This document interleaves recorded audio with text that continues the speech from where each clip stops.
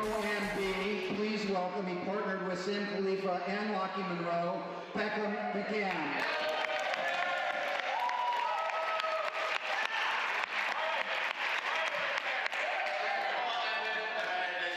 And the winner of the A Pro-Am is Mike Adler, partnered with Ryan Castelli.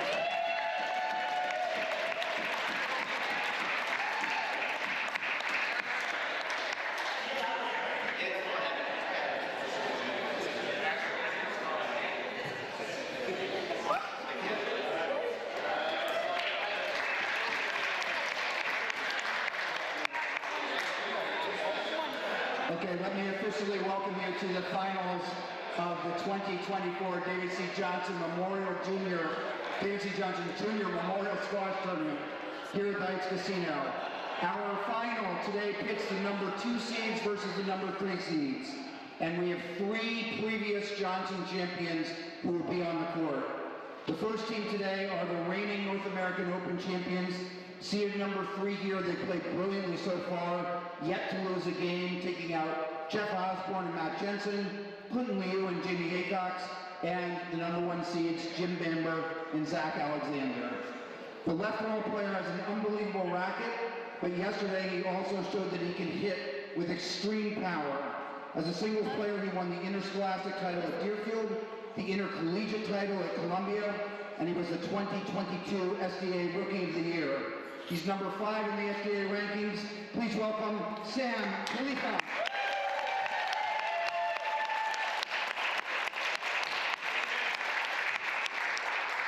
And his partner, the right wall players, continue to play nearly error-free squash, and yesterday he made 0 unforced errors in the semifinals. He's a former Princeton captain, winner of the doubles team of the year, was the 2019 Johnson doubles champion with Zach Alexander, and last year's finalist. Please welcome SDA number 1, Chris Callis.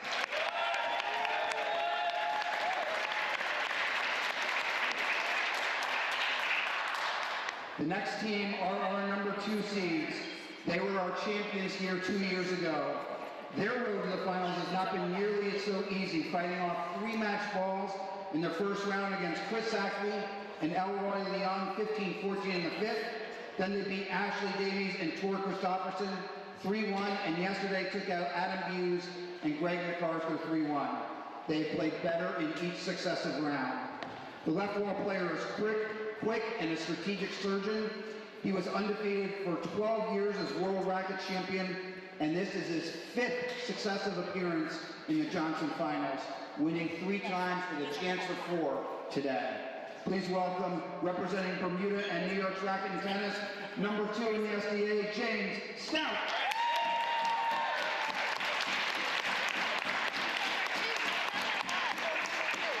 And the right wall player grew up playing singles in Australia, made it to number 54 on the PSA Tour.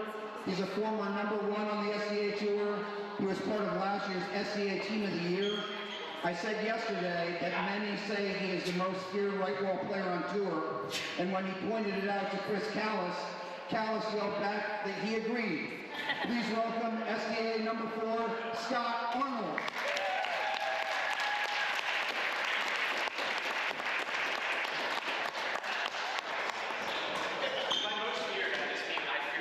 Do a quick first.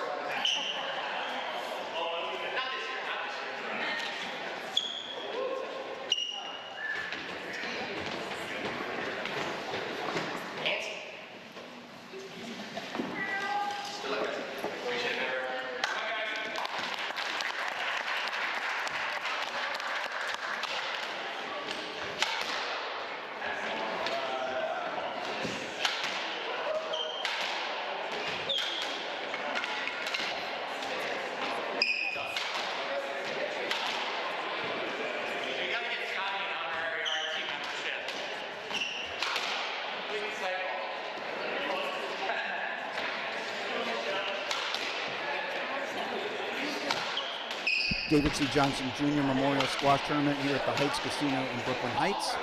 I'm Will Carlin, and I am joined here today by a phenomenal player on the singles, in the singles world. He was a All-American, and in college he went in his junior year, sophomore year, Sophomore year. Went undefeated at number 1 for the University of Rochester, and he's number 14 in the SDA pros. Please welcome Ashley Davies. Thanks, Will. Pleasure to be here. Looks like we've got a great final on our hands here today as well. And just to introduce everybody to make sure they know who the players are, the players in black are our number 2 seeds. That is on the right-hand side, that's Scott Arnold, and on the left-hand side is James Stout. And they are playing the number 3 seeds and current North American Open champions, Sam Khalifa on the left and Chris Callis on the right. So, Ashley, what are you looking for in today's match? Yeah, no, I think, one, it's going to be a tight contest. Again, it's going to be who can get kind of the positioning on the court. And if Khalifa and Callis kind of come out and play in a similar fashion to they played yesterday with pace and obviously a lot of shot making as well, they could make this really difficult for the 2 seeds. But I'm not 100% sure who I'd want to put my money on if I was a gambling man here, Will. How about yourself? The one thing is we'll say that Chris Callis and Sam Khalifa, they haven't lost a game yet in this tournament. They've looked very sharp. And yesterday, Chris Callis made 0 unforced errors in the semifinals of this tournament, which is sort of a testament to how he plays the game. Sam was really the driver of a lot of the shot making and ending a lot of the points. But Callis is the reason he's number 1 is he just knows how to partner people, set them up, and get them into good positions so they can actually do that shooting. Yeah, definitely. And I think the thing with Callis is obviously his target hitting, and as you said, the lack of unforced errors makes him a really, really fantastic player, and sometimes goes under the radar a little bit, considering he doesn't obviously generate as many winners, but what he does with the ball continuously, every single shot applies a lot of pressure, which is obviously fantastic when you're playing in such high-level games where you can't afford any errors like these. So definitely going to be an interesting game. Obviously Stout and Arnold, weathered veterans, you could say, and lots of weapons between them on both sides. So not one bad player on the court here. So. And 3 of the 4 are former Johnson champions. Stout, of course, is on this incredible run of being in 5 successive finals, and he's won the title 3 times in a row prior to today. And he won it 2 years ago with Scott Arnold, and Chris Callis won it in 2019, partnered with Zach Alexander. So Sam Khalifa is the new boy on the tour here. He's been playing a little bit for a couple years, but he's really risen in the last year or so to be one of the best players on tour. But he has not won this tournament, and I'm going to say one more word: yet.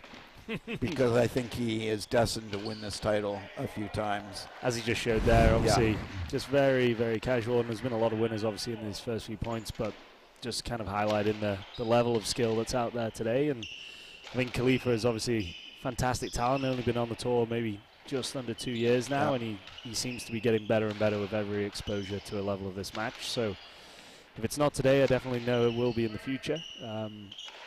Obviously a lot of skill out there and a lot of good players. So good start here from Stout and Arnold, though, looking very relaxed behind the back there. He had to go a long way to make that behind the back, too, because he had retrieved the ball off the back wall. I will mention that obviously, great shot down the middle there. But James Stout is obviously the head of rackets and I think doubles as well at the R&T, where Sam Khalifa plays a lot of his squash and a lot of his doubles, so I'm sure they know each other's game inside out down that left wall, so definitely going to be a lot of bragging rights after this one, I feel like. What's interesting about these 2 teams, I think of sort of in the case of Callis and Khalifa, that Callis is sort of the tactician and the person who's sort of setting up Khalifa, and to some extent I feel like it's reversed for Stout and Arnold, where Stout on the left wall is a little bit more of the tactician and often looking to set up the both great shot making and unbelievable power of Scott Arnold. Yeah, most definitely. I think both these teams are interesting because you've obviously got very, very solid hitting on the right wall, with obviously Callis and Arnold really able to lay the ball down and inject a lot of pace into the game, but then you've obviously got a lot of movement and then obviously a lot of racket ability on the left wall, which you tend to see a lot of the time. If someone's playing on the backhand wall, they tend to have a lot of skill, like Abuse or a lot of the other players that play down that left wall, John Russell. And Stout, obviously being on his forehand, has a lot of weapons as well. So it's kind of a balanced matchup. We've got a full crowd in there today, and it definitely feels warm out there. So that could definitely play into this game as well if it does go the distance. Who's kind of got the better engine between the two pairs? So lots to see here, but tight point for point so far. Well, I think that's also one of the things we've seen in some other matches is one team getting off to a very quick first game start, and the fact that these guys are going literally point for point at the beginning. I think one team was up 4-2, but otherwise it's been within 1 point for the whole first start of the first game, which bodes well for us as crowd and interested spectators to watch an exciting match.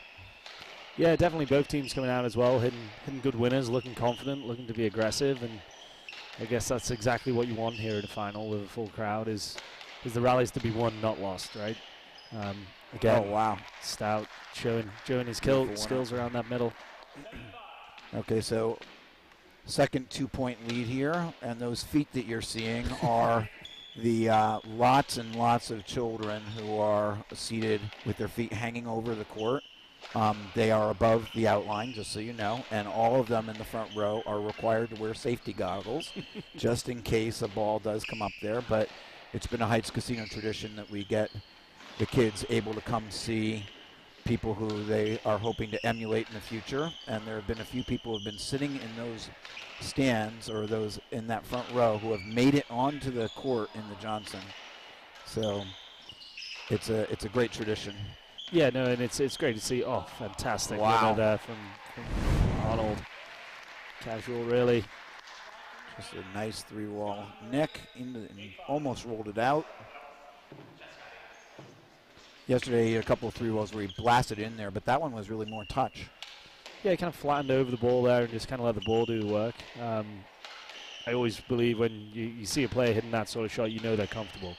Yep. And I think this pairing, as they've gone through the tournament, obviously getting through a tough one against myself and Tor Christofferson, they've kind of got more and more comfortable as they've worked through the event and timed it, it seems, perfectly for the final here. So Ash, are you saying that you're partly responsible for them doing so well here? I think I'm trying to say they probably weren't playing as well as this when they managed to take us down. But again, look at that! Wow, outrageous winner from both sides in this pairing so far, and really showing that they're here in the mean business.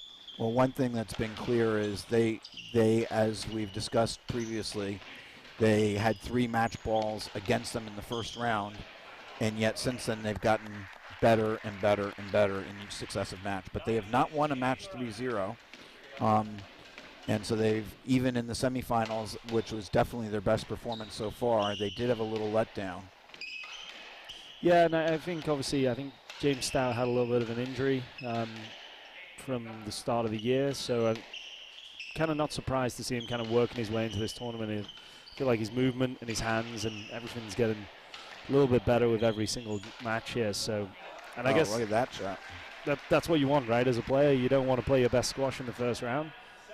They probably left it a little bit tight, being 14-12 match ball down in the first round, but they're here in the final and they're off to a good start with a 2-point lead at 9-7 here. So, as you said earlier, though, these points are all being won here. There's very few errors going on. This is really high quality squash. Some of the best squash we've seen, even though it's the first game. Some of the best squash we've seen all tournament. And I think that'll be appreciated by the crowd. They've obviously got a very knowledgeable and great kind of fan base and crowd here at the Heights Casino, which only just adds flavor to matches like these, which is it's always great to see, and it's great to play on as a player, right? So I'm sure these guys are stepping up to the test and obviously loving every moment out there.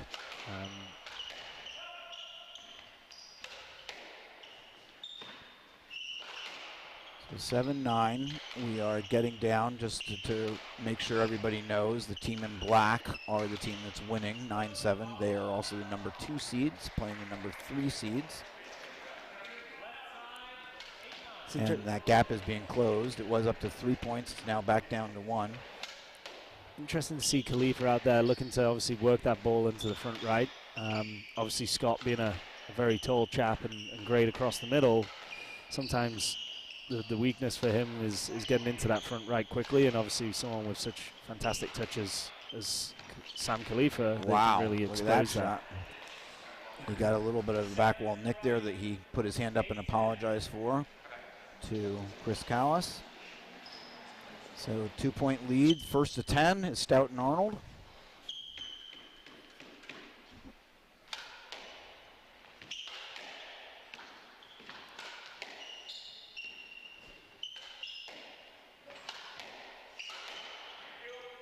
A little bit overhit there from Scott.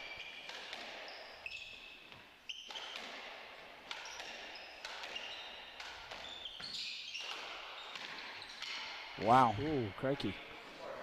I think he hit the ball into his partner's racket, and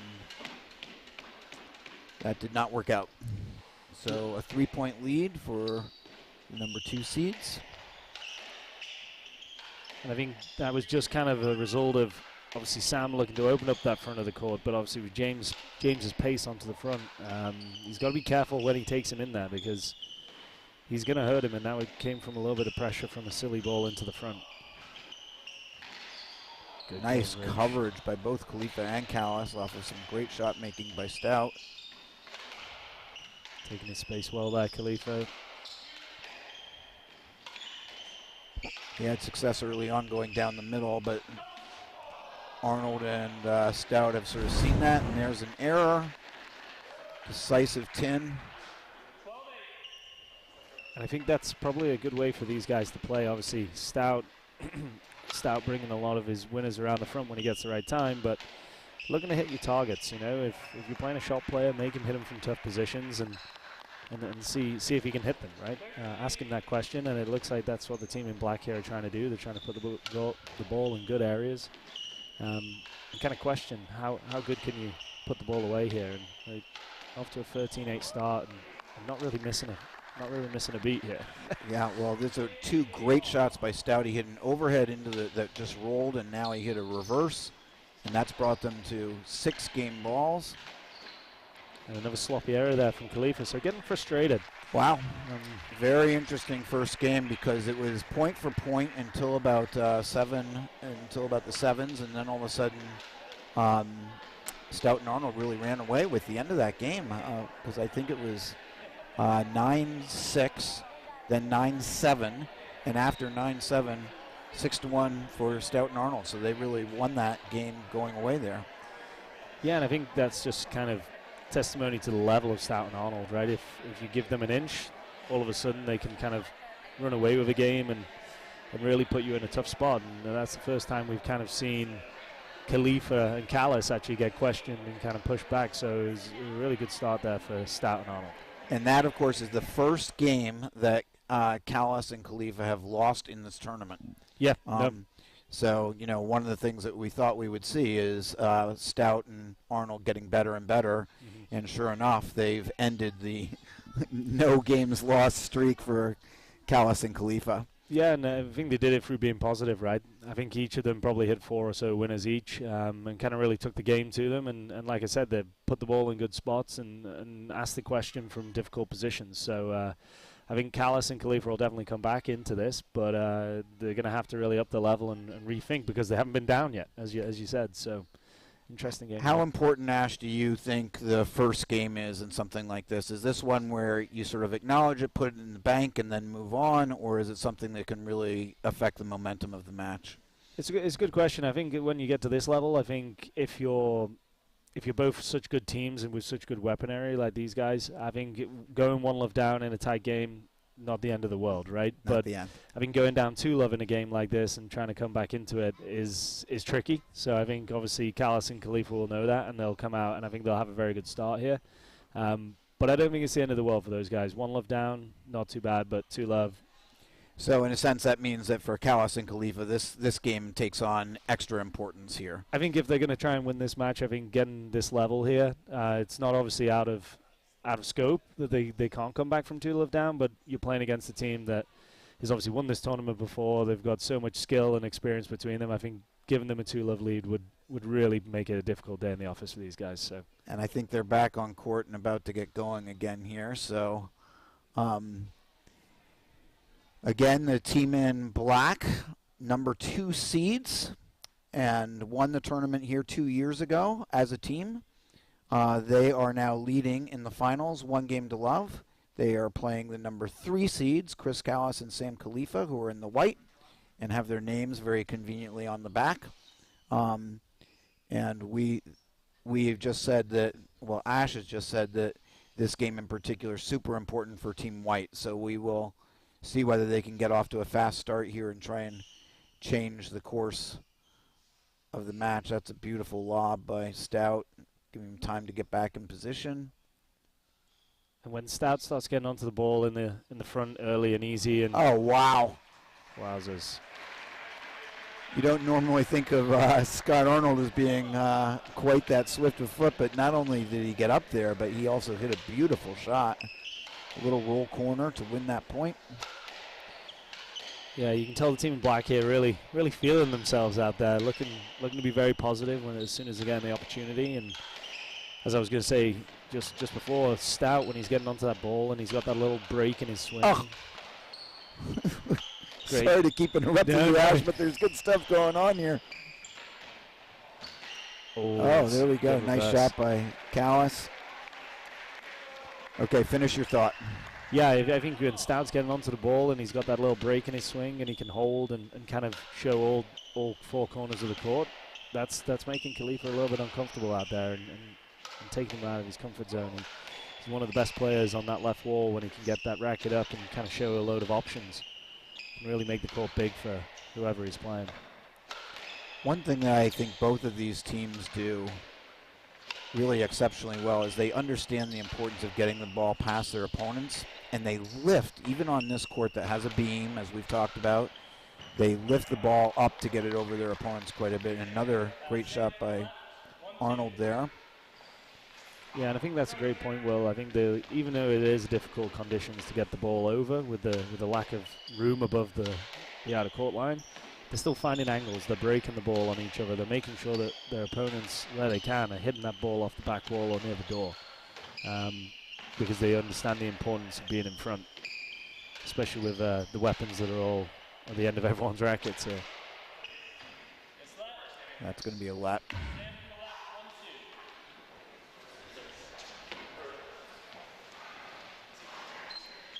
One of the things that I think Callis did really well yesterday was there were a number of times where he, got into a little bit of a slugging match, and then all of a sudden he would just put up this nice half-pace lob over the head of the left wall player, and it just wound up opening the whole court for Khalifa.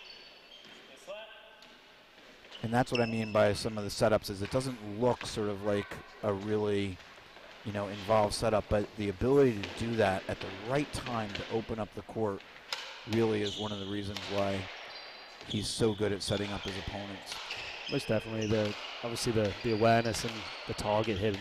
It's very similar to singles squash, right? We talk a lot about the length, and it's often forgotten, right? We always look at the flashy winners, but the ability to consistently apply pressure through good hitting and good weight of shot is something that Callis really is a specialist at, and why he's obviously #1 in the world. Look at that. Arnold doing the same thing. Yeah, that was a decisive 10. Wasn't far away though, was it? It was close. So I have a question for you, Ash, just about sort of mental framework, because one of the things about Stout and Arnold, having been tested early in the tournament, 3 match balls against them, they've gotten better and better, but do you think that in a way that gives them an edge because they've faced adversity, and Khalifa and Callis, this is the first adversity they've really had in the tournament? And do you think that gives Black an edge, or does it just sort of even things out? I think both teams will come into this obviously with quite a positive mindset. Obviously, you highlighted beautiful shot. Check the ball here. Yep. But one team coming through, like you say, through adversity, they scraped through that first round and they picked up momentum. Oh no, it was broken. So we're going to replay that point. Yeah, it's too bad. Khalifa put his head up in anguish because he had hit such a beautiful volley, little corner shot there. So we're just going to warm up this new ball, but circling back, I think Yeah, I think Callis and Khalifa will obviously come into this very, very confident as well themselves, right? They've not dropped a game. They've been dominant. They obviously beat the 1 seeds in the semi-final. I think that gives you a lot of confidence, and I think that's why both teams came out shooting. They were hitting a lot of winners in that first game. Okay, they broke off and won 15-8, but I think both teams have got their argument to be confident, and we'll definitely see if Callis and Khalifa can get back into this. But I think I personally would be coming in very confident. I like getting better throughout the tournament, so maybe I would favor the black team. Always a little bit worried when I've not dropped a game and I've made the final. I feel the same way. I've been to a few tournaments where I've made it to the final, and I'm feeling good, not having lost a game, but I'm also like, well, I haven't really been tested, and all of a sudden the final gets tricky. It can be hard to just sort of, especially if my opponent's been tested already a few times. There's something about getting tested where you feel like, yep, okay, I'm tough. I can make it through. Yep, definitely. And when you win too easily, it can actually be a surprising negative. Yeah, no, I would agree with that. And that's definitely kind of what we're seeing here. The team that's kind of really had to fight their way through to get to this final are really showing their skills so far. Just see the players warming up the ball here. Yep. So they're ready to go. You had said yesterday that it's often the youngest player who warms up the ball, and indeed it was Khalifa who was doing most of the warming up at the beginning there. Yeah, unwritten etiquette here on the doubles tour. Save the shoulder of the older fellas. All right, we're back into it. Again, just so everybody knows, the white team is the team that's down, and they are, even more motivated perhaps to win this game, to not go down 2-love. And the first game was very close until about halfway through, and then it wasn't. There's a couple errors creeping in here for Team Black. Obviously new ball, fizzing around a little bit, but just clipping the tin. Those were going in the first, so positive signs for the white team here, Carson, Khalifa. I think that's something, especially in the doubles game, is that you kind of have to accept if a team is on and they're hitting their winners, sometimes they're just on for that game, right? So I think a lot of it mentally, and obviously this is a top team with Callis and Khalifa, it's just a fantastic shot. This is a great point. It's gone around and about. White looked very decisive. They looked like they had control. Oh, it's a good shot. Wow. Beautiful shot from Callis. Heights Casino crowd. Every seat is sold. And there in the middle on the rail there in the maroon is the head referee for this. There's a head referee and 2 line referees. And that's Eric Bedell, who's the head referee there.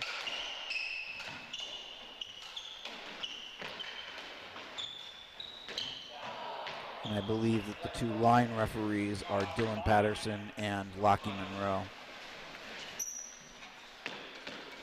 Yeah, fantastic player himself, Eric Bedell. I remember down here at the Heights Casino and played in the tournament with Whittam Morris, putting on a fantastic game earlier in the first round.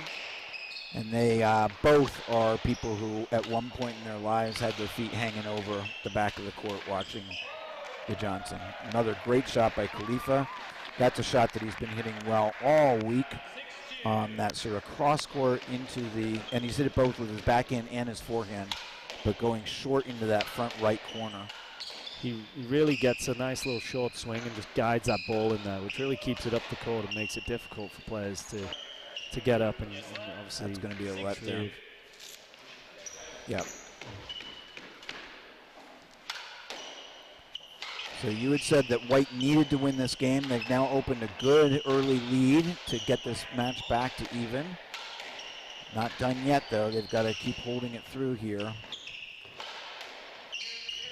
Yeah, definitely with the games going to 15, this is still wide open, although Khalifa seems to be...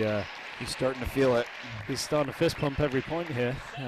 He's going to get a sore bicep if he keeps going like that. Well, you said this was really important for White. I think he's aware of that.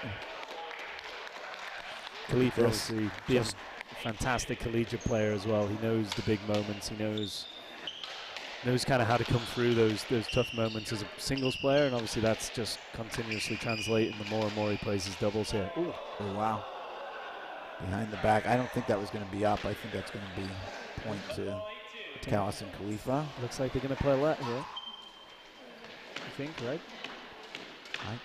I'm actually not sure. I don't know what the score was right before this point. Referees must have believed that was going to make it to the front. Hard for us to tell here in the booth.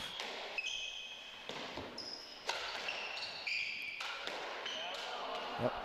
That's a very rare error from Callis, who, as I said earlier, made it through yesterday's match without making any errors, which is really kind of extraordinary. The more worrying thing, he had both feet set there. So very uncharacteristic, and there you go. There's a couple quick points and gives Team Black a little bit of belief that they're back in this.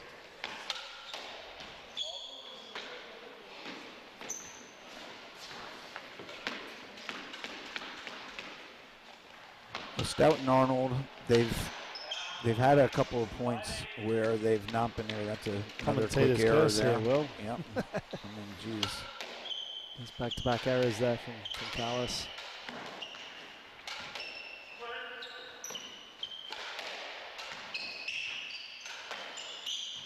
Really makes this point a pivotal one if they can get back to 6-8. Oh, wow. What a winner there from Arnold. Just casual. So 8-3 to 6-8. It's only 3 points, but those three really do close the gap here.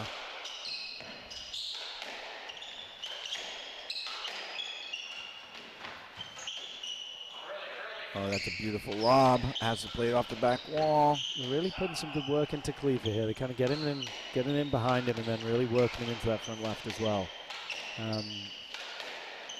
Giving themselves a good chance around the middle. A lot of balls from Khalifa just not quite getting through in the last couple of rallies here. And that's just the experience of Stout and Arnold really playing on that. It's interesting because, you know, Sam had hit a number of quick winners, and yet they have stuck with their strategy to try and play him. Yeah, I think Team Black definitely knows that they know what they're going to get with Callis. He's going to be metronomic in his hitting, he's going to hit his targets, and he's going to hold his position. So it looks like they're really trying to just kind of play on the inexperience of Khalifa, which is obviously not a bad thing. He's obviously very, very, very good player, but in a moment like this with three great players, I think they're just looking to maybe try and get him out of position here and ask him a few questions. Just pull him back into this here.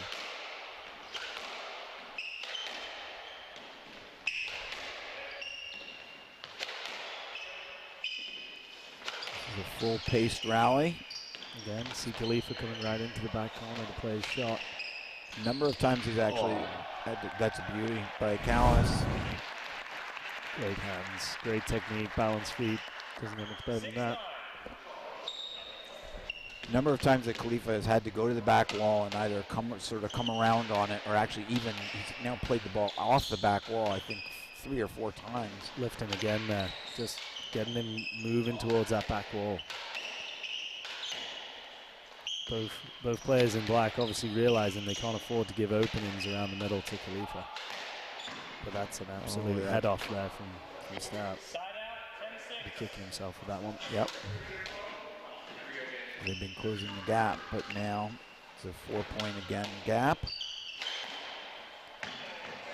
Stout just making sure after the last one, correcting that with a winner there, nice and quick. Get back on that horse. Made an error. Let's go for it again. Is that a winner? Crikey. Wow. That's a great shot off the back wall by Arnold. Just as quick as that. I must say, down 4, now down 2. Arnold is lethal off that back wall. If you ever hit the ball against him, he really has some good weapons off that back wall. So you really have to be careful with your length. Look at how they are just making Sam have to keep going back.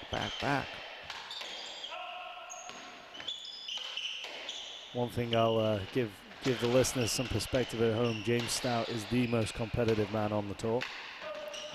He does not like to lose in anything. Well, whether it's golf, tiddlywinks, he is a dog and he doesn't like to lose at all. So they're right in this at every point of the match. Well, my guess is if you were world champion in something for 12 straight years, that's probably likely true. Not used to losing. Yeah, which he was. Just I think most of the listeners know, but he was the world rackets champion for 12 years in a row, and he retired undefeated for those 12 years, and he didn't lose the title. He just said, I'm not going to defend it anymore. Yeah, not many guys to get to do that Yeah. with a world #1 spot. But yeah, just testimony to his level. Obviously, huge competitor, and I know he's a big golfer on the golf course as well. He does not like to lose. Great shot. And A great little near wall angle. He sort of held it as though he might be going for a reverse, but instead he hit a near wall. And even though they keep going down by 3 or 4 points, they've now closed the gap again to 2. And just to remind everybody, Team in Black has the 1-love lead. I think in a game like this, just keeping yourself in it is so important, and that's what Team Black are doing here. They're not letting them run away with it. They're not giving up on it, and you never know when a couple of errors can come quickly from another team. So really, everything to play for here, and obviously the pressure is going to shift onto Team White to close this out because, like we said, they don't want to be too low down here against a team that's as skillful as Stout and Arnold. And they are definitely playing Khalifa a bit, although now it's going cross courts. But Arnold in particular is hitting lots of cross courts over to Khalifa.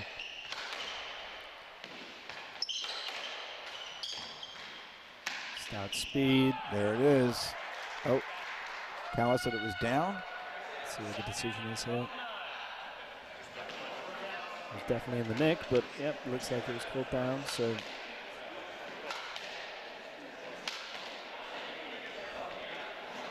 a 3-point lead again. This will be, again, very important for White to win this game. Hold on, we're not ready yet. They were still chatting.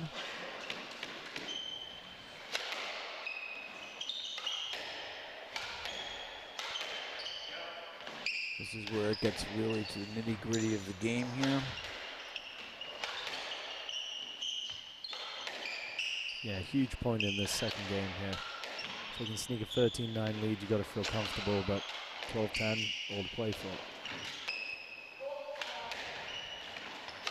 Stout just covering there as Arnold was quite a way up the court. That's a great lob. Callis had to go way back for that.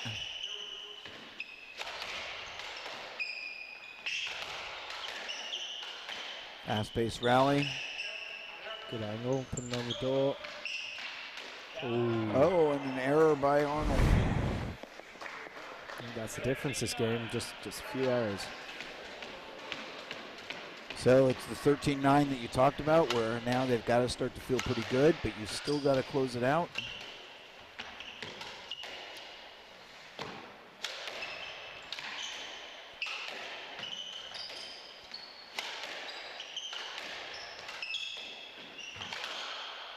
That's a nice shot right down the middle. Good spot. Perfect spot. Brings them to game ball, 6 game balls.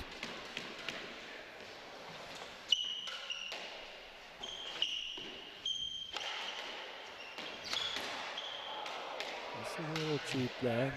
Callis leaning back, not quite in the best position to attack the front there, so he'll be kicking himself for that, but they've got the lead. Yeah, although Sam said to him, don't worry about it. He liked the fact that he was going for it there.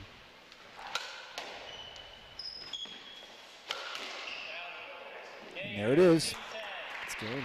Second game to Sam and Chris, Khalifa and Callis. And we are now at 1-all. So I'm wondering, Ash, 1-all. Do you now give an edge to Khalifa and Callis, who are on a roll, having gotten themselves back into it? Or do you think the fast start, it was just evening things up, and so you're still got some money on Stout and Arnold? Where are you right now? Yeah, obviously, I think the team with the momentum, obviously, quite often you see them, if they can get that game back to 1-all, they definitely go through to probably take the next game. But these are two very good teams, and obviously their ability to change and obviously adapt to the situation, as proven just there, is obviously very, very good. So I think Khalifa and Callis will be coming into this feeling good. But I wouldn't be surprised if Stout and Arnold mix something up here and try and apply that tactic of moving Khalifa again. They did have some success. They did, although Khalifa ultimately responded there, as did Callis with a couple of great shots. We saw Callis make some errors, but he also came up big near the end there where he had to hit a couple of winners, and he came up with them. He emerged. So it's going to be interesting to see how both teams reset now, and whether one team gets away fast at the beginning of the third, or whether we continue that sort of each game has been a little point for point at the beginning. Yeah, definitely. And I think maybe in this third game, I think we might end up with a tight one. I usually feel like a lot of games, third game can really be pivotal, especially when it's 1-1. So I wouldn't be surprised if this one could go down to the wire. Maybe we'll see a 14-12 in this one and see if the rule still applies. Yeah, yesterday we talked about the 14-12 jinx. Ash was saying that it was a conversation among a lot of the players that 14-12 is actually less preferable than being down 14-11 or something like that, because in this tournament in particular, a shocking number of 14-12 leads have evaporated, including Stout and Arnold in the very first round were down 14-12 in the fifth game and won 3 points in a row to win it. But a number of teams have done that, won those 3 points in a row to come and take that team. So the joke is that 14-12 may not be as secure as it sometimes feels.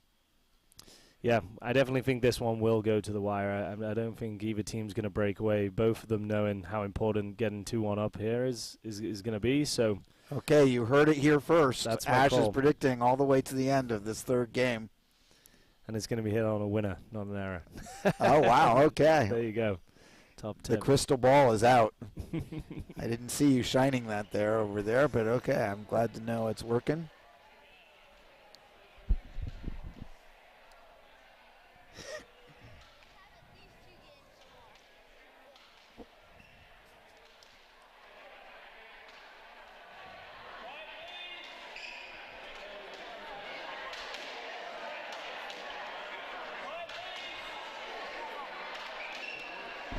Players just taking a little while just to kind of get the ball ready to go, and I think it's also a little bit that the crowd is crowd's moving in and out here. yeah, Yep. crowd's moving in and out, so they're just waiting a little bit for everybody to get settled. Everybody is settled, and the third game is underway.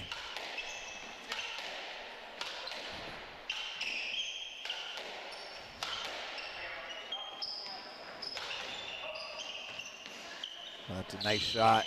Great angle Opening up the court, and there it is. Oh, he's called a let, and I think he's going to get it. That was a very good call. Tall guy out there, Scott, as you mentioned yesterday. Really got a long reach, and the referee's agreeing there that he can get a racket on that one. Yeah, but it was almost behind him. But he got the let, and so it's 0-0. And Arnold, just you mentioned his height. He is 6 feet 4 inches tall, which is very tall in the squash world. Although becoming less so. There are a number of, both on the singles tour and the doubles tour, a number of tall people, including yourself, Ash. Certainly so. Important reach is always good, and a lot of the players this week in the locker room have mentioned when playing against Arnold is the ability on this court to get the ball over his head with the limited roof space above the court is proving tricky. Yeah. And he's really kind of planted himself across that middle. It's going to be a lot. Oh, they're giving a stroke there. Wow, they give a Arnold stroke. hadn't cleared his own shot. I thought it was a little bit behind Callis. Yeah, I thought that was in a tricky spot for him to kind of really attack the ball, but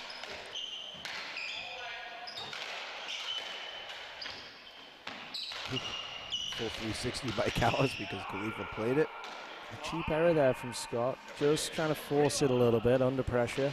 So we have seen one team, the team that had the momentum after the second game, has started off this game a little bit better. 3-love lead. It's still very, very early, of course. Oh, beautiful dexterity in the hands there from Callis. But now it looks like, remember how you said at one point that Stout and Arnold were just sort of starting to feel it? And I feel like right now Khalifa and Callis are feeling it, although Stout and Arnold got onto the board.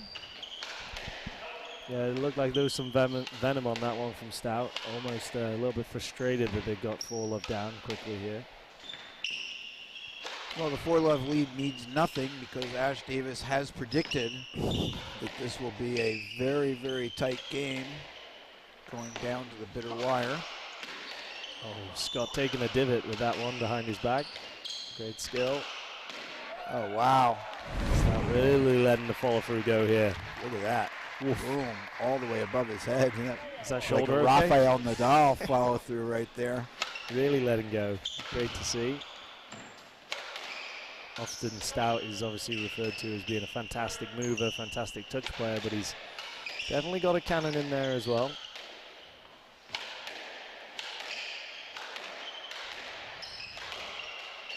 Both teams, look at both teams' footwork and where they stood. They're both in front of the red line. Refusing to let the ball go past. Wow. Stout just pounding it there at Callis. And I think Scott must have given James some spinach in the interim of games there. He's come out like Popeye. He's slamming that ball on the forehand.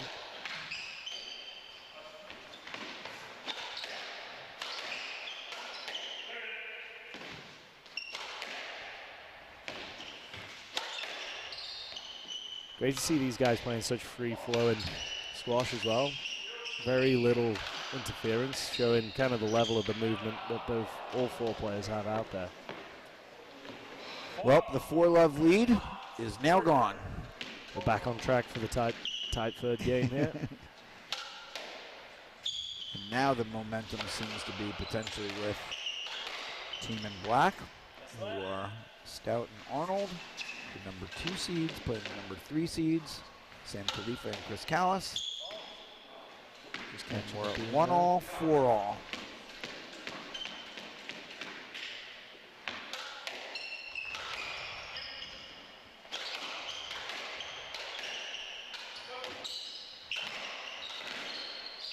Smart shot down the middle, but Khalifa and Callis were up to it. Oh, nice shot. Just a big ball into the front there from Sam a little bit too early. Can't give Arnold that time, and as you would expect from a player of Arnold's level, just slamming the ball into the space, breaking it on Khalifa, and he can't get that back. I think what I've been impressed about Arnold today is his combination of both power and just finding that way to get it above Khalifa too, because Khalifa's not short. He's tall also. They've gotten him to have to go to the back wall quite a bit. But we're at 5-5 now. 1-all, 5-5. This is shaping up to be a classic. Oh, wow. That is a beautiful shot.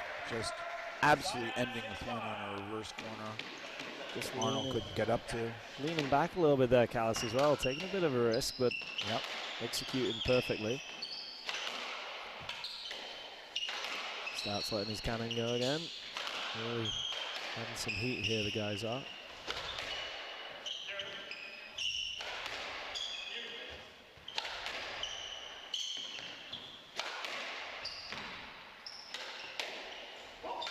Interesting how much Team White is hitting the ball down the middle of the court to both Stout and Arnold's backhands. Yeah, definitely a tactic that's employed by a lot of teams is get it down that middle, especially when you've got a lefty and a righty. Really get both of them looking in onto essentially their weaker side. And that's what happened there. We got a little bit of an error on Arnold's backhand, trying to hit a backhand volley drop, and it just found the tin. So a 2-point lead. Keep in mind that Khalifa and Callis did start off this game 4-love. And it got to 4-all, so now they've opened up another little lead. And can they capitalize on it here? These guys are just absolutely wailing on the ball right now. A half-pace shot, a couple of shots just to change the pace a little bit.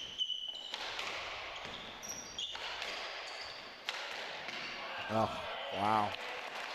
Not really holding back on that at all. fantastic angle. The ball almost slowed down off the front. Yeah, that was. He also sort of leaned back and then leaned right into it. Back to a 1-point game.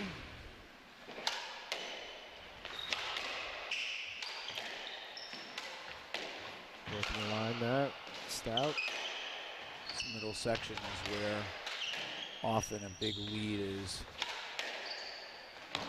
forged if they can, one team can get on a roll here.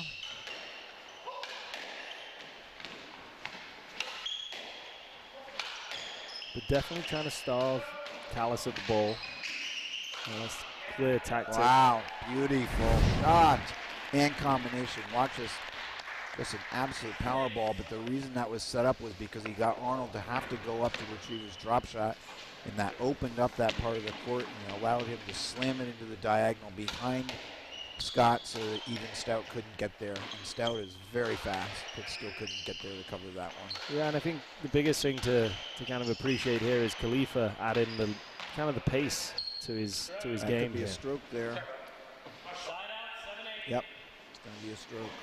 So back to a 1-point game. Yeah, really, really interesting to see Khalifa kind of building off his already great game, and obviously adding that pace in as well. He almost took his own shoulder off there on that last one where he ripped the ball through.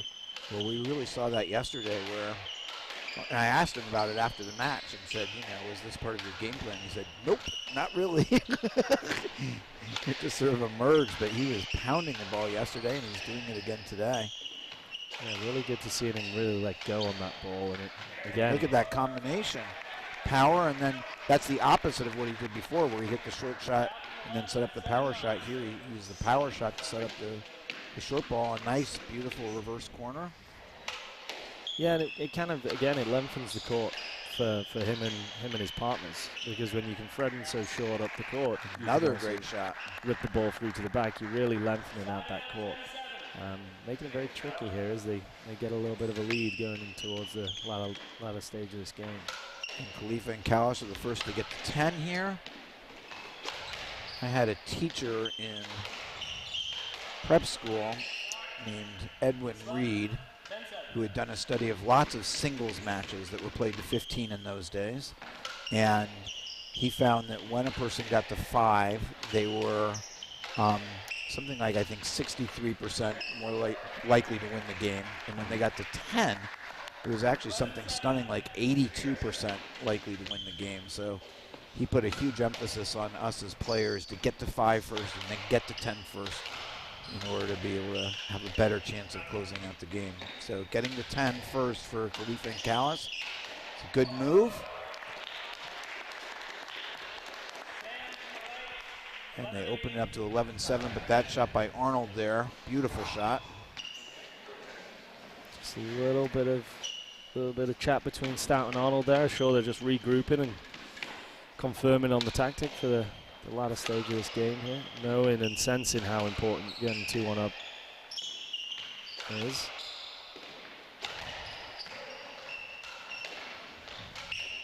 Oh, great shot by Arnold. Beautiful lob as he was stuck up in front of the court. I think that's the difference there. They was unlucky, but they got Khalifa hidden up on the ball. Yep. And I think that's how they're going to get themselves some opportunities and get back in front. Unfortunate finish there from James, and he'll be kicking himself, but better rally, I think. 12-8. They had the momentum from the second game, and right now they seem to be capitalizing on it. Not over yet, though, and you did predict this was going to go down to the wire, so I assume you're staying with that and that you're thinking Team Black is going to roll off some points here, and here's the first one of them off an error by Khalifa.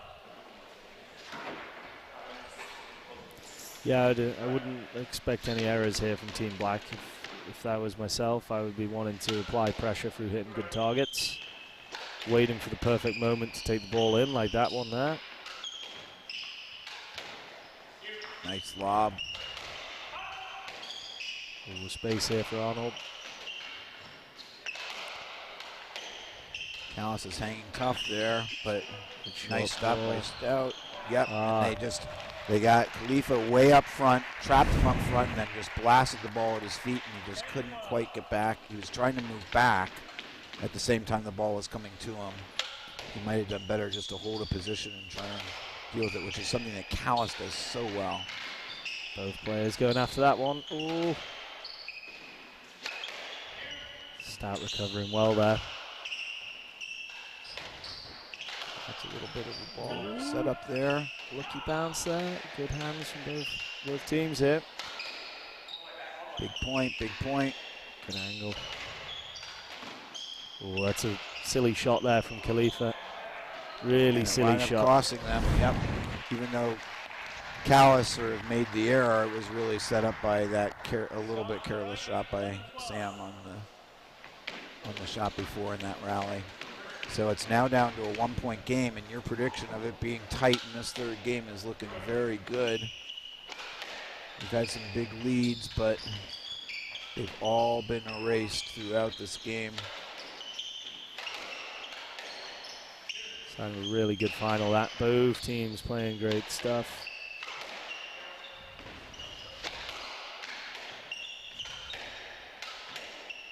Lots of variations of pace. Yeah, this is high quality squash that you all are seeing here. Teams feeling it, shot makers, pace, change of pace, the whole deal. And movement as well, yeah. Oh, look at that reflex. Getting frantic, here we go. Ooh. Wow, Stout just powered it. Bringing the heat again, it's great to see. You said it, he's known as a shot maker and for being unbelievably quick, but he can bring the heat, and he's done it a number of times in this game. We're dead even here, Ash. 12 all. There's still an opportunity for one team to go up 14-12. Here we go, big point ahead. But yeah, both teams obviously recognizing kind of how important this game is, and as it kind of expected, coming down to the final few points here. Are we going to get 13 all or 14-12? We will find out at the end of this point. That's going to be a let.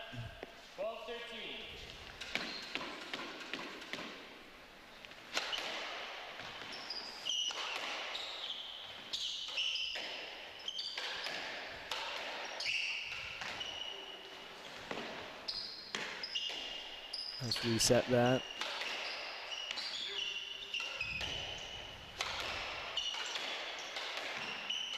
Both teams lifting the ball.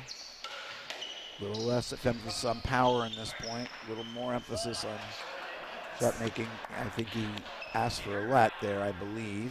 Yeah, simple let. I think Khalifa looked like he was going to show one way and then hit the other, and Stout not knowing exactly where to be, so safety let. Smart choice there from Sam. That's a great shot. Exposed. Good coverage by Arnold. Arnold going for it, opening up.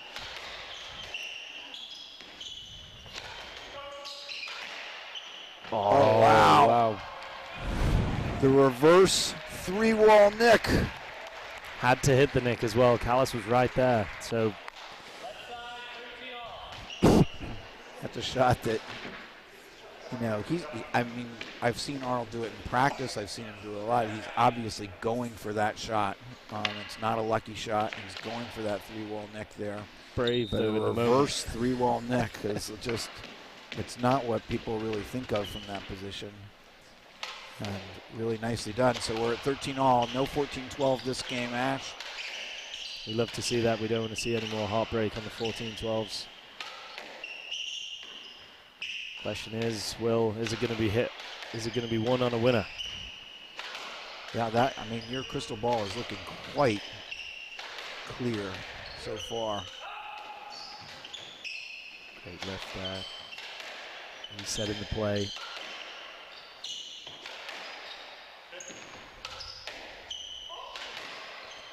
Both teams almost overhitting here to make sure they get the ball to the back. 1 all, 13 all. Could not be a bigger point here. And a great shot by Callis down the right wall. just with perfect length, having gotten by Arnold for a great winner, and you can see the fist bump there. They know how big it is. And that brings them to game ball here. After having lost the first game, won the second, they're at game ball to see whether or not they can go 2-1 up. Impressive from Callis there as well, because Arnold had one down the line. And you thought that Arnold was probably going to be the one that ripped it down the line. Callis recovered and then delivered him his own kill straight down the line. Wouldn't be surprised if you see Sam go for something here if he gets the opportunity. Good heat from Scotty. Wow, Stout again, letting go. Some hard balls being hit here. You see the ball, it's fizzing, right? It's moving right around the court very easily. Coming right off that back wall. Oh, there's a leveler from Scott. What a shot. Wow. Boom, right into the neck. A beautiful cross-court volley into the neck, making this a 1-point game. Your prediction was perfect so far, Ash. Now the question is it a winner? Is it a winner? That was the only remaining part of your prediction. Otherwise, I'm going to think of you as a warlock with some access to the nether worlds to see what's happening in the future.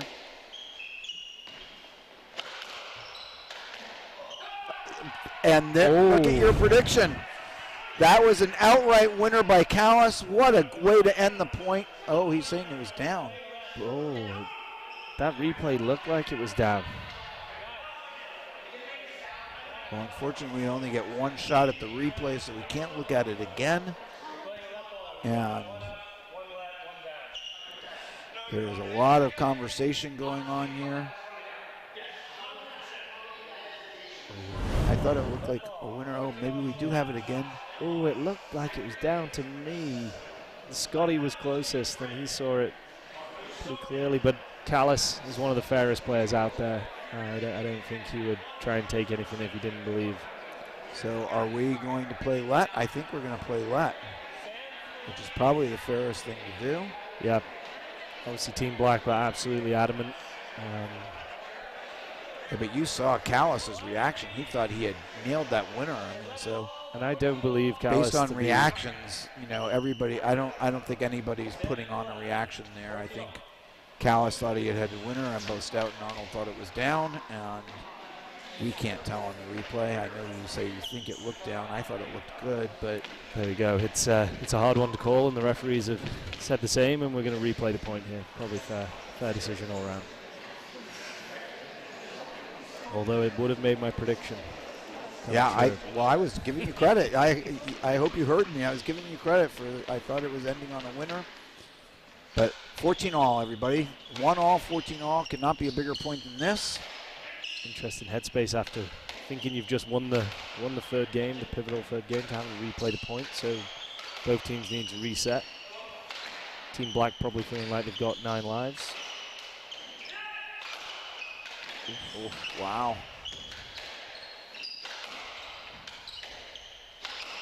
Stout just absolutely pummeling the ball right now. Great lob to get out of trouble. Dodge. Good dodge by Khalifa. This is a great point, folks.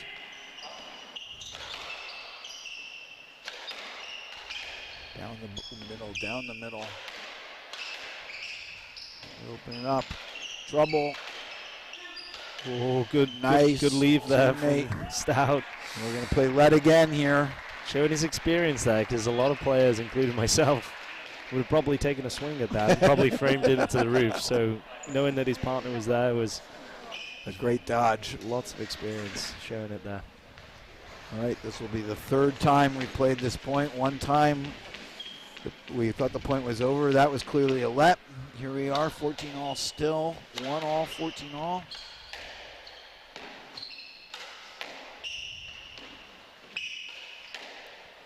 A little bit slower pace at the start of this one. Just jousting for position down that left wall. 3/4 paces. Ooh, takes it up a little bit. Shot. Ooh. Had an opportunity there, yeah. Ooh, streaky one. Oh, boy. Nice way to get out of it. Great angle by Stout. Trouble here.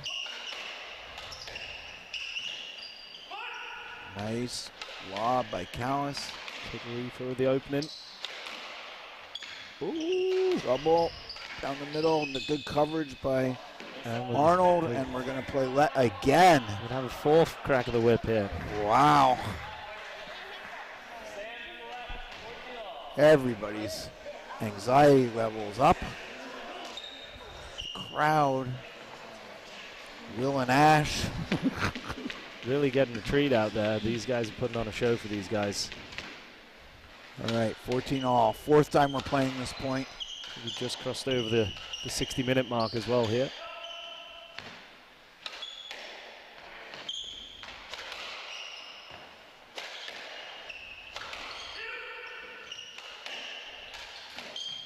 Great shot, great hands there from Khalifa. Just casually takes that ball in so short, which is good to see.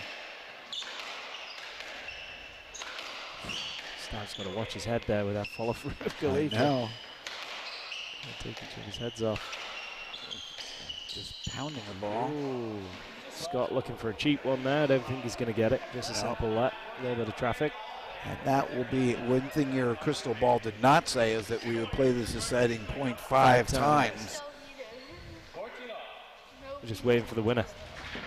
Yep. Just setting it up. And I think that's exactly what it's going to have to be here. It's someone's going to have to go and win this game, or at least take a chance and maybe clip the 10. Someone's got to win it because neither team are going to give it to the other one. We're going to take another replay. How about 6 times we're going to play this point?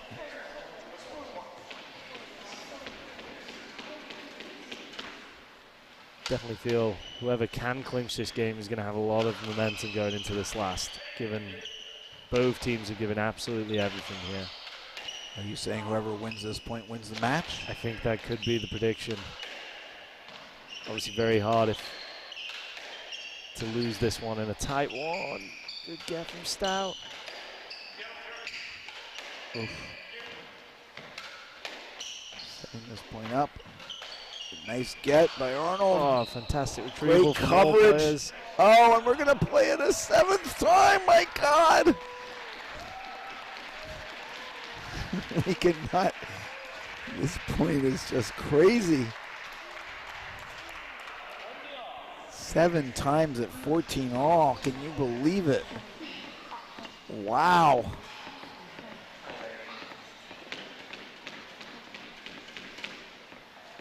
Some great retrieval in that last rally as well. It's not like they're not trying to win this. Well, both teams were covering it brilliantly for their partners. Oh, and that is a fantastic winner. Was it a winner? Yes, it was. What a shot from Stout there. What a time to pull that shot out. Now, Ash, you are a bit taller than Harry Potter was, but you've got the glasses on, you've got the look. I'm thinking that there's a little bit of wizardry in you because that was some great predictions that you predicted right at the beginning of that game. Yep. You said it would go all the way to the end, and you said it would be won by a winner, and indeed it was. Yeah, definitely. I thought that would kind of be the way that both teams would come into that, obviously knowing how important that game was. Obviously, hitting it on a winner was just kind of the flavor with how the match is going so far. Lots of winners and lots of talent out there. So yep. I think it's going to be an interesting game. I thought Khalifa and Callis probably kind of deserved that a little bit to go 2-1 up. So I wouldn't be surprised if they get back into this. But with the level of Scott and James, I think they could definitely kind of close this one out if Khalifa and Callis aren't on this. So. Well, something interesting that just happened was that right when that game ended, a whole bunch of the fans came over here to see whether or not they could see a replay of whether that ball was down or up. Yep. And of course, we're not going to revisit that with them, but Yeah. But I think that was the fairest thing. But I think there are, if people were rooting for Callis and Khalifa, they were feeling a little bit like that might have been taken from them. But you definitely thought it was down, and so anyway, we are where we are. We're at 3-1, 2-1. With a 15-14 game. And now what you said, and I'm just going to put you on the line here, because you said that whoever won that point and thus that game might run out this match. Yeah, I think there's a chance that Callis and Khalifa get back into this, for sure. But I think that's, as a player and or a team, that's a deflating one to lose after thinking you've won the match, right? So it'll be a real test of character for these guys as they come back in onto this fourth game, and I think they've definitely got it. But you're playing against a team that's obviously both players won this tournament before. They've both got years of experience and quality and shot making, so they're going to go out there and make it as difficult as possible for these guys. So, yep. I guess I'll have to stick to my guns. Yeah, well, your predictions have been spot on so far. Ash, Harry Potter, Davies. Crikey. Here we go. Both teams taking a little bit longer between games here. Probably reflective of how much effort was thrown into the end of that game. 7 points at the end on 14-all. 7 points to play that game. Wow. That'll be something to talk about after the match. We go out there.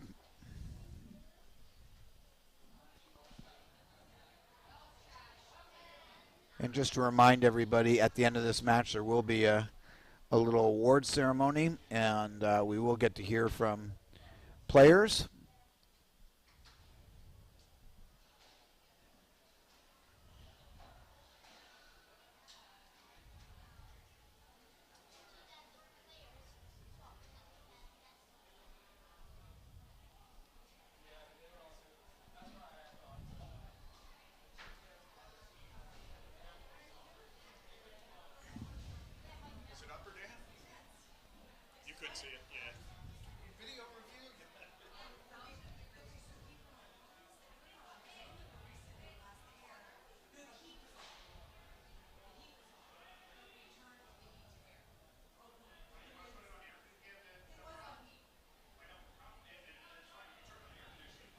Okay, here we go.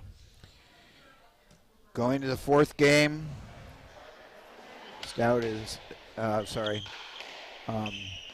Scott has changed his shirt, and he's paired with Stout, so they are now the black and gray team, playing against the team in all white. I'm going to start off with Alette here, and again, I'm here with Ash Davies, who has been a wizard at predicting what's going to happen so far, and he has predicted that because Stout and Arnold won that third game, 15-14, that they may win the match here in the fourth game. Callis and Khalifa will have something to say about that, of course, the number 3 seeds who have played incredible squash in this final and throughout the tournament.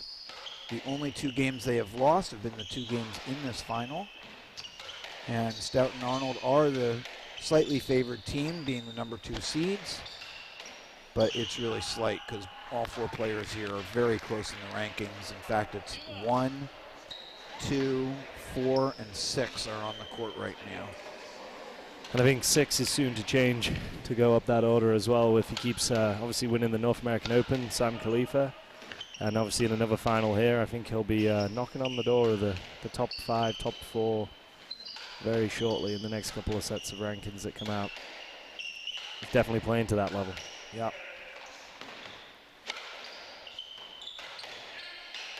A quick little start here though from Scott and James. Scott obviously taking a couple balls in to that front left, catching Khalifa out. Good lift there from Stout, great hands.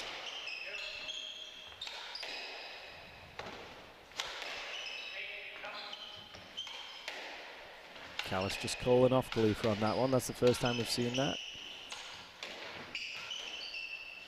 Boy, they are just really playing it to that back left corner as much as they can, and particularly Scott Arnold has just been relentless at trying to put that ball into that back corner over there. Yeah, and I think that's what they're trying to do. They're trying to get that ball running around the angle and Khalifa taking that ball, because although he's got a lot of weapons up front, as we just saw, he doesn't seem to attack as much or as easily as he's still getting used to doubles, I guess. It's almost one of these where they're saying, hey, he's going to hit some winners, that's fine, but over the course of 5 games, or however many it takes, we will wind up with a slight edge here. It feels like that's the calculation they've made. Yep. And it's kind of a crazy calculation because Khalifa is so damn good, but gee whiz. Combination again there, they got the ball. Boom. Yep. Ball in behind Khalifa. He And was forced to lift it short up. to his side. But of course, even if Khalifa had been there, if you just slam it into the nick like that. Doesn't matter where your opponent's standing if you can put the ball in the nick like that. But again, reset into that back wall door there, keeping Khalifa in the back. I think at this point it's a clear tactic from Scott. Well, I think we recognized it early on. We saw it happening early on. It's definitely been a tactic throughout this match to get that ball deep into the left corner. It shows a lot of respect for Khalifa, right? Huge. They don't want to give him the opportunities up in the front of the court because they know how dangerous he can be. Look at that beautiful lob.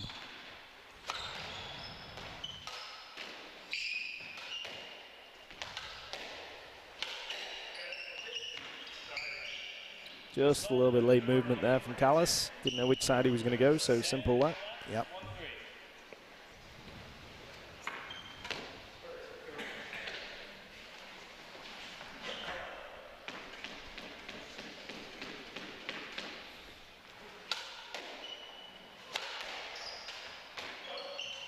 Good hands. Really pulling Scott up the court there. Oh, Scott. That's a beauty. Watch this. He gets up there, just hits a little roll corner.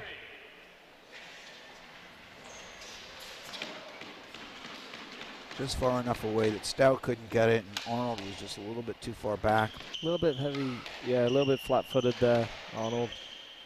Maybe the physicality just starting to show a little bit.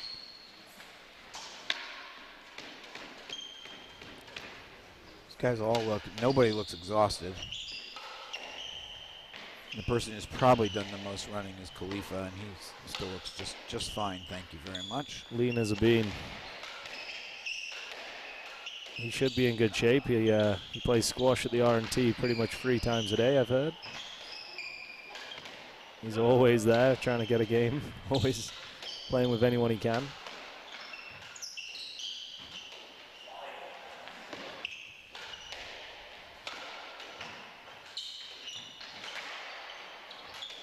Going for the free wall again. Good length though from Callis there. What a great response, just to pick a 3/4 pace half lob, but past Arnold, so that he had to go run far to try and track it down. He just couldn't play it off the back wall. So 3-all. So the little mini lead that we had of Stout and Arnold getting out to a 3-love lead has been erased.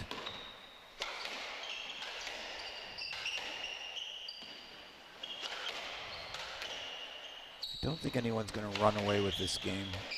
Remains to be seen. I think if I was Stout and Arnold, I'd probably want to close this out in 4 and not even give them a chance, obviously. So some big points. I anticipate some big points coming in here from Stout and Arnold, a big push. Chris is looking at that ball, but didn't send it up to the referee, sent it right back to Arnold. He was about to serve, up 1 point and 2-1 in games. Again, I just want to remind everybody that Stout and Arnold had 3 match balls against them in the very first round, and here they are in the finals, up 2-1. Cheap error there from James, but looking to kind of expose the space. He was a little bit frustrated with himself. Definitely good to see that they're being positive, looking to try and go win rallies rather than just be in the rallies. Fantastic winner there. Beauty. Just a beauty. Makes a turn, hits an inside-out forehand, reverse corner. Gorgeous. All 3 other players stood on the court just watching that one go in. Look at him, he's still making great gets up front.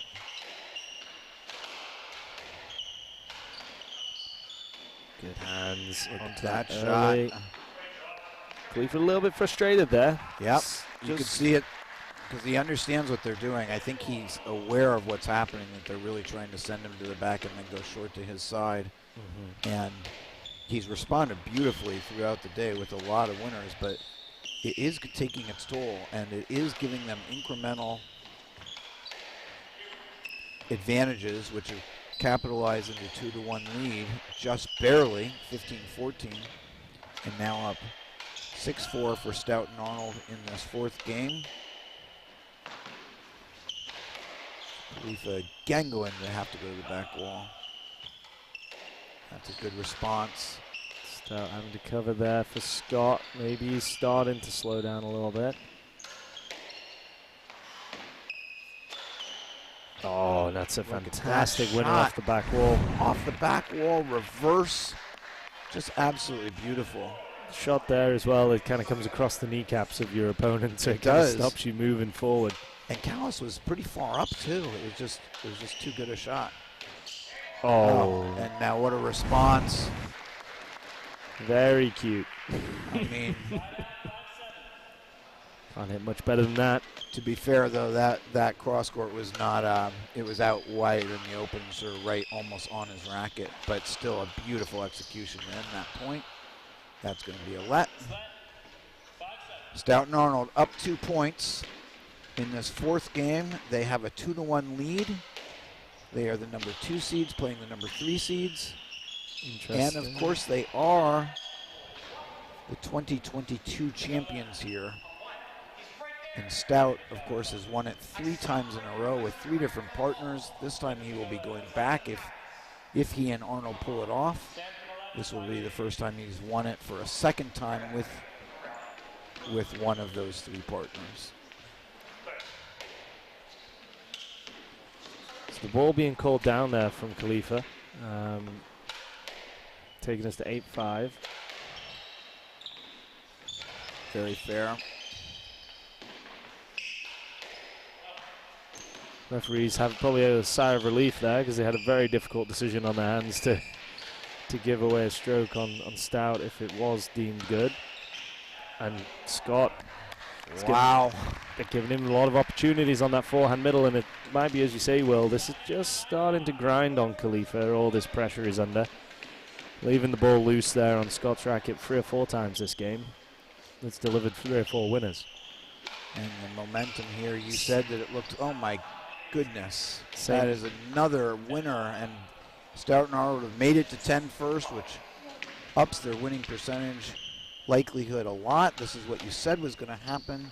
I just want to go back and talk about Khalifa calling the ball down on himself, because in college squash, the biggest honor you can win is something called the Skillman Award, which is usually to a person who is a combination of the best player in college squash, but also somebody who's exhibited tremendous sportsmanship and fairness throughout. And it's no surprise that Sam did win that. In addition to winning the intercollegiates, he also won that award. And so his sportsmanship is never really in doubt. And yeah, I can definitely testify to that as well. Sam always... Oh, no. It's a couple of critical errors here, and now it's at 12-5. I think your prediction again, Harry Potter, is unbelievable. I mean, Ash, you have really called this match. Starting about after the second game, you've predicted what was going to happen almost point by point here. If only I was a gambling man, Will, would have been a good afternoon. But they've got to stay honest here. Stout and Arnold can't afford to let these guys in. As I was saying before, it looks like the tactic is starting to grind down Khalifa. Obviously, a couple of errors coming from deep and frustration showing, but they've got to stay to their guns here, or they're going to put them in trouble. Look at that. That's that strategy going again. Was that an error? I think it was an error. So just snatched at there by Arnold. It's too bad because he had a beautiful lob on that shot before. But Arnold's really stepped up in this fourth game here. He's put the ball away nicely. Himself and James really dovetailed well throughout this game, I feel. So James coming up with a huge winner to clinch that third game. Oof, almost one to the face there for Sam. It's a good dodge. Good dodge of a ball that's coming off the back wall. Scott not quite liking the fact that Callis has asked for that. I think if he saw the replay, he'd be happy he didn't get one. Yeah. Flash past his head. One thing that Scott did really nicely on that point, though, was when Chris went to the back wall, Scott moved way, way, way up in anticipation of that reverse, and indeed it was that reverse. Yeah. and he was ready for it. A couple of back-to-back lets here, just getting a little cagey. Obviously, black and gray here, looking just to kind of reset and get the control back on the game. Stout with great pace again. Really launched himself onto that one early. They've put themselves into good position here. 2 points away from taking this title for a second time as a team. For the 4th time in a row by Stout. Oh, what a shot there from Khalifa, though. Three-wall boast to you three-wall can hit boast. a 3-wall boast. Let me show you I can do it too. But they've got a long road ahead here. It's a good breaking angle there, mixing it well. Stout, one onto the wall, one down the middle, keeping Callis honest. Sam, he's dodging the ball left and right down this left wall. Outrageous hands. Oh my goodness. Boom, look at that too. Head down. A little bit of topspin. Beauty.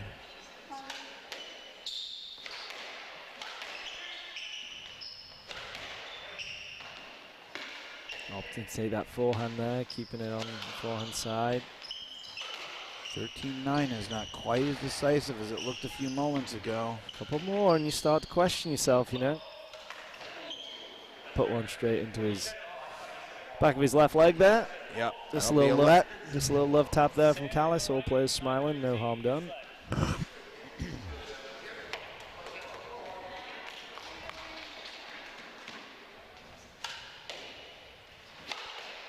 When would the panic button be going for you, Will, as the team gets back into it like this? Right about now. It would. You know, if I'm up 13-7 and all of a sudden it gets to 13-10, I'm like, okay. Focus in here, come on. I think it hit Sam on the way to the front wall there. Probably let again. Off the forehead of Khalifa. Yep.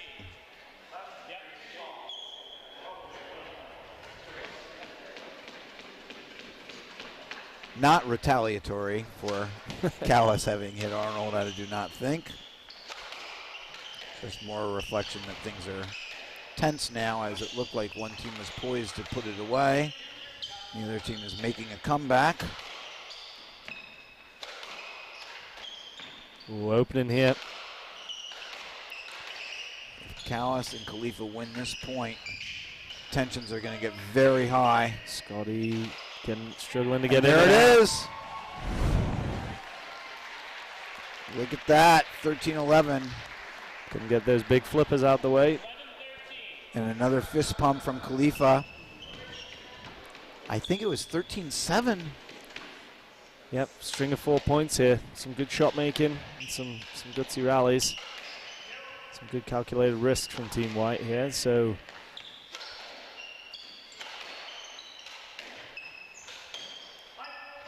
it's easy for them to get a little bit cagey and try and force the issue a little bit here when you've lost a few points on the bounce, but trying to get the ball back to the back.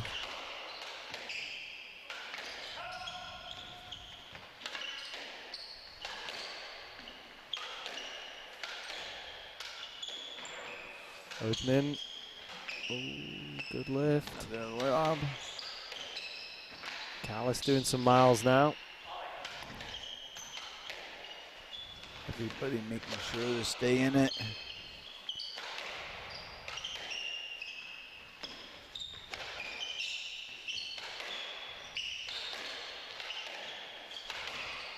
Oof. Oh no. Given a stroke there. They obviously felt that Callis had hit that ball back onto himself. I think personally I thought that ball was coming through a bit too quick to give the stroke. I think I'm with you. I hate to say. I didn't think Arnold was totally ready for that. It came really fast back. There's no question it came right back at him, but I did not think that was a stroke. So that's a very tough decision at the moment in the game as well. Obviously, I definitely believe Arnold was going to get his racket on it, but I don't think it deemed a stroke. So the score is 11-14 now. Oh no, they gave the let ball. They gave it a let. So did they give it a let? 11-13, Khalifa was serving, yeah. So all right. Callis obviously felt that it wasn't hittable. I guess it was overruled. Yeah. By the 2 line judges.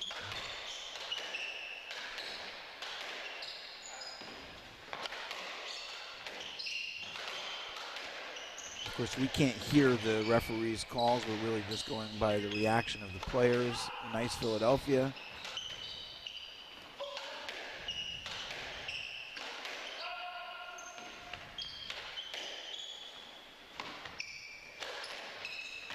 Oh, fantastic big shot. Get. Trouble. Both players switching sides. They switch back. Opening here. Oof, scrappy, great squash. This is a point, Ash, and it's going to end in a let.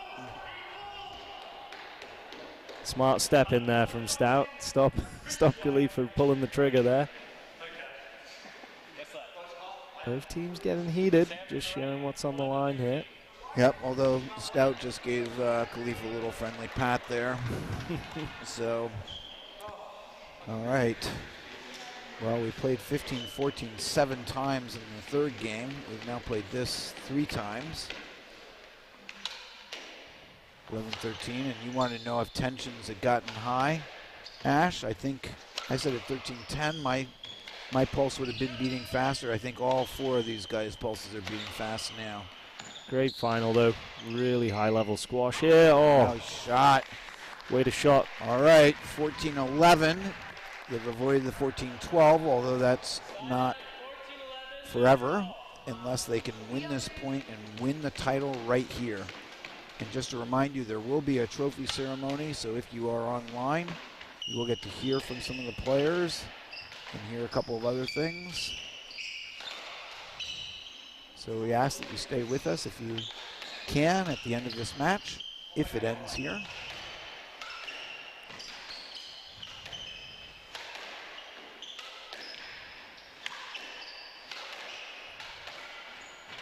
Stout covering in the front right there for Arnold, showing off his athleticism. Oh, good heat, and he wants it. Ooh, just snatching at it.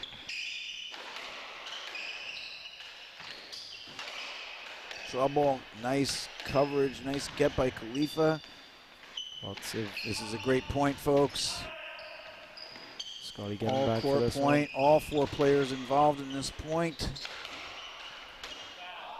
And unfortunately, there it is. It ends on an error, but a great match. I mean, a really high-quality match as we go through. And I've got to run down onto the court. Thank you, Ashley Davies, for being here. Thank you very much, and we'll see you back on the court in just a few minutes.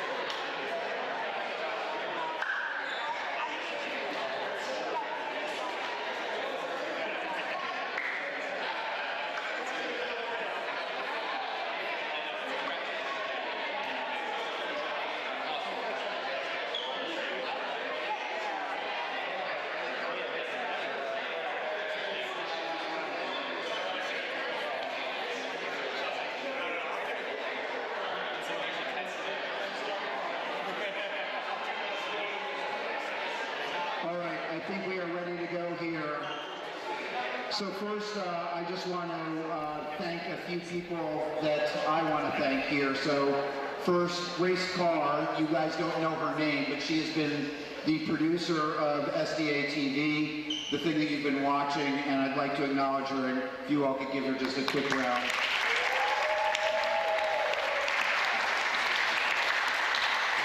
And if you've been listening to the commentary, there are 3 people to call out there too. Susie Pierpont, great commentary. Rob Dinnerman, thank you for doing it with me on Friday. And Ash Davies, who did the semifinals and the finals.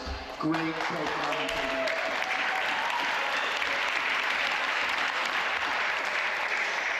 And of course, we also want to acknowledge Susie again for her refereeing in the semifinals, but also today, Eric Bedell as a center referee.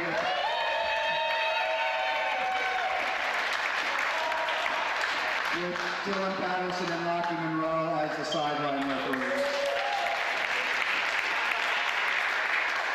All right, I would like to turn the mic over here. I'm going to hold it for you just because I've got 2 mics going on.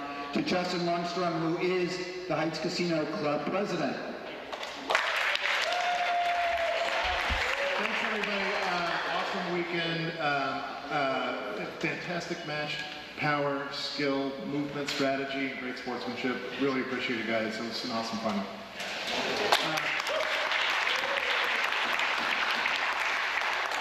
So this weekend we had 40 years of Johnson Committee chairs in attendance. Ken Leung, I don't think he's here today, but Ken and then Emily took over for Ken and Will from Emily, and now James has stepped into the shoes, and I think we can all say that James has done a fantastic job picking up the mantle, and it was a great weekend and an awesome club event. So.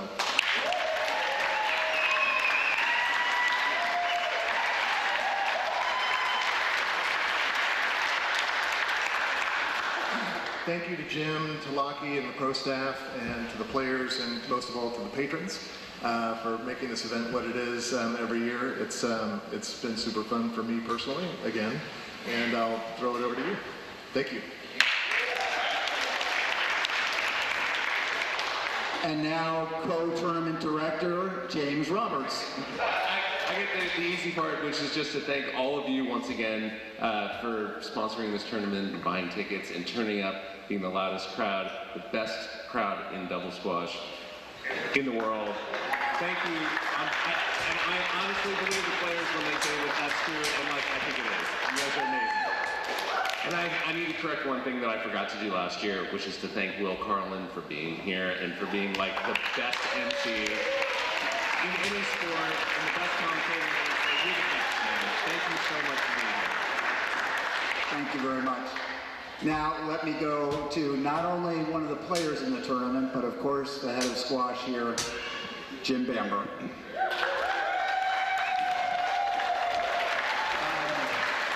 Guys, this has been a great week. Thanks for all the support. Christian, always so helpful with all these tournaments and everything. I know that you put a lot of time into this, so thank you. Thank you to Jay, the maintenance team, Chef Ben, Preston, Alexa. There's a lot of stuff that goes behind the scenes into this stuff, and I think this week was fantastic, so thank you, everyone.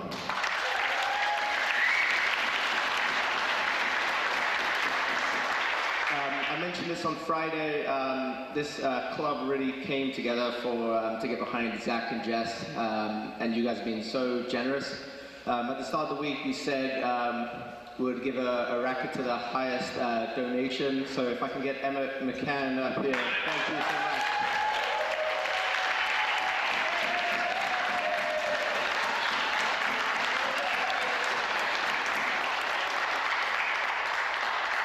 Yeah, thank you, everyone. All right, so those are all the speakers. So now what we'd like to do is award the runner-up. Could we please have come up and get your awards? Chris Callis. Chris Callis. And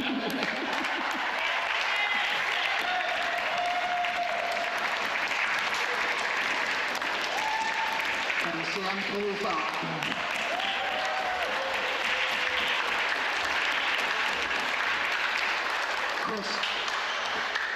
Chris, Sam, come over. Chris, first of all, you've been in the finals, you've been champion here, you've got a young buck as your partner. Tell me what you're thinking right now. Man, I'm thinking I'd like to sit down, but you know, honestly, really pleased. This whole weekend, this event, it means so much to so many of us. It's you know, one of the best events on tour, and one that we get so excited for. This really is the best atmosphere in doubles, but you know, bar none. And having someone like Sam, you know, ascend the ranks so quickly, and being lucky enough to have him on my side. It's been such a blast. He's played so well. He showed today, you know, just hitting so many balls and taking so much pressure and giving it right back. Just the sort of doubles player he already is, let alone the doubles player that he can be. And it makes it so much better that, like, I mean, he's just one of the best dudes on tour. Like, I love him.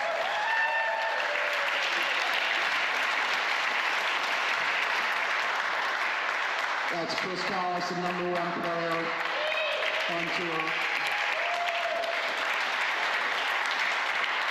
Sam, you couldn't hear us in the commentary booth, but we said this is your first final here, but we think likely the first of many. Tell me what it felt like to be playing here today. I mean, it felt unbelievable. The crowd and just the spirit, like it's, even if you're tired, and we were tired, coming in and seeing everyone kind of like pushing and cheering, it just forces you to kind of push and fight to every point. Well, congratulations. We look forward to seeing you. You're a beautiful player. Both of you played unbelievably well today. Congratulations.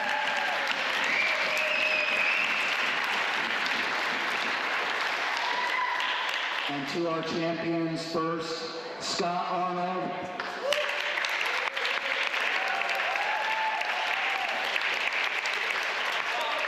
And James Stout.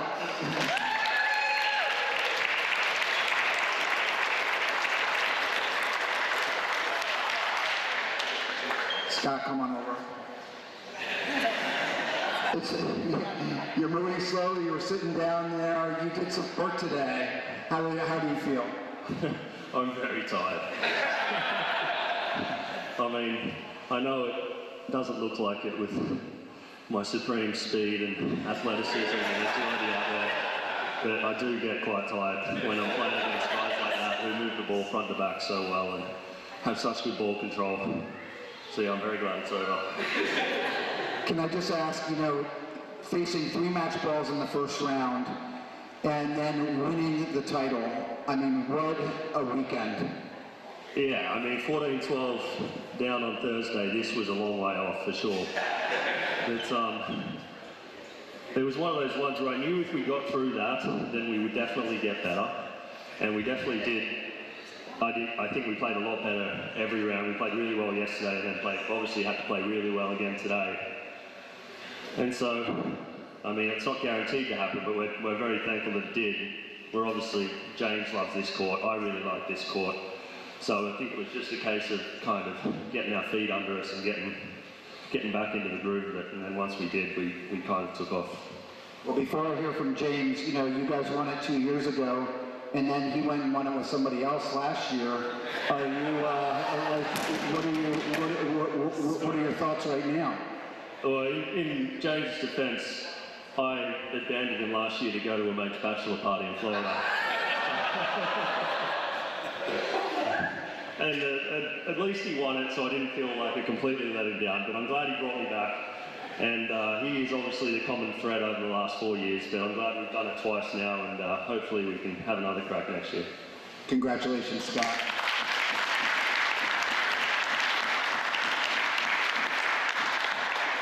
Five times in the finals, 4 times in a row as champion. Why do you love this place? I mean, I said it yesterday, like the crowd, Sam mentioned it earlier, like, you know, when you're 13-11, 14-11 in the 4th game after however long we've been playing, and you look up and you've got a full gallery sort of cheering after every single point, you know, it's impossible not to leave everything out on court. So, you know, that makes it a lot easier for us to give it everything here. Can I also ask about the 3rd game? At the 14-all, you played that point 7 times on Let's, and I'm just wondering, how critical was it for you to win that 3rd game? I mean, it was huge. You know, Chris said, I think after the 6th let, he was like, you know, this is a game in itself, and it felt like it.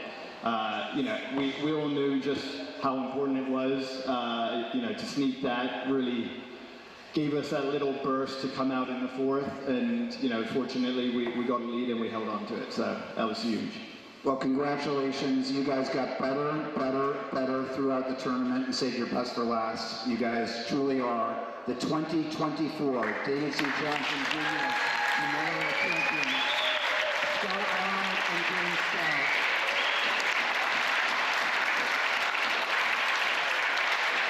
And I think what we're going to do now is take some pictures, but thank you all for your support throughout this week. Thank you for making this tournament the greatest ever, and we will be back again next year. Thank you all.